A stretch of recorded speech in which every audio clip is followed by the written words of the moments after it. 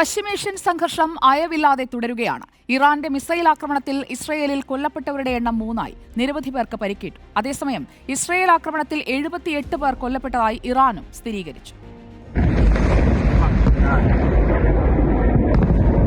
Operation rising lion എന്ന പേരിട്ട Israel ആക്രമണത്തെ ഓപ്പറേഷൻ ട്രൂ പ്രോമിസ് 3 എന്ന പേരിലാണ് ഇറാൻ തിരിച്ചടിക്കുന്നത്. ഇസ്രയേലിന്റെ വ്യോമതാവളങ്ങളെയും സൈനിക കേന്ദ്രങ്ങളെയും ലക്ഷ്യമിട്ട് 100-ലധികം ബാലിസ്റ്റിക് മിസൈലുകളാണ് ഇറാൻ തൊടുത്തുവിട്ടത്. ആക്രമണത്തിൽ ഒരു സ്ത്രീയടക്കം 3 പേർ കൊല്ലപ്പെട്ടു. നിരവധി പേർക്ക് പരിക്കേറ്റു. ടെലവീവ്, ജെറുസലേം അടക്കമുള്ള ഇസ്രയേലിലെ പ്രധാന നഗരങ്ങളിലെല്ലാം നാശനഷ്ടങ്ങൾ ഉണ്ടായിട്ടുണ്ട്. ഇസ്രയേലിന്റെ സൈനികാസ്ഥാനമായ കിരിയ കോമ്പൗണ്ടിലും ഇറാന്റെ മിസൈലുകൾ പതിച്ചു.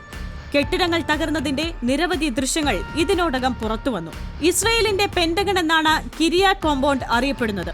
മിസൈൽ ആക്രമണം ഇറാൻ അവസാനിപ്പിച്ചില്ലെങ്കിൽ ടെഹ്റാനെ കത്തിക്കുമെന്ന് ഇസ്രയേൽ പ്രതിരോധ മന്ത്രി വ്യക്തമാക്കി.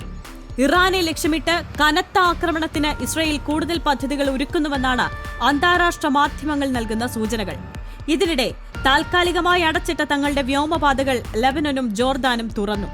അതേസമയം ഇസ്രയേൽ നടത്തിയ ആക്രമണത്തിൽ 78 പേർ കൊല്ലപ്പെട്ടതായി ഇറാൻ ഔദ്യോഗികമായി സ്ഥിരീകരിച്ചു. മരിച്ചവരിൽ ഇറാൻ സൈന്യത്തിലെ ഉന്നതരും ആണവ ശാസ്ത്രജ്ഞരും സ്ത്രീകളും കുട്ടികളും ഉൾപ്പെടുന്നുവെന്നാണ് റിപ്പോർട്ട്. 300-ലധികം പേർക്ക് പരിക്കേറ്റു. ഇറാന്റെ ആണവ കേന്ദ്രങ്ങളും സൈനിക ക്യാമ്പുകളും ലക്ഷ്യമിട്ടായിരുന്നു ഇസ്രയേലിന്റെ ആക്രമണം. International desk reporter.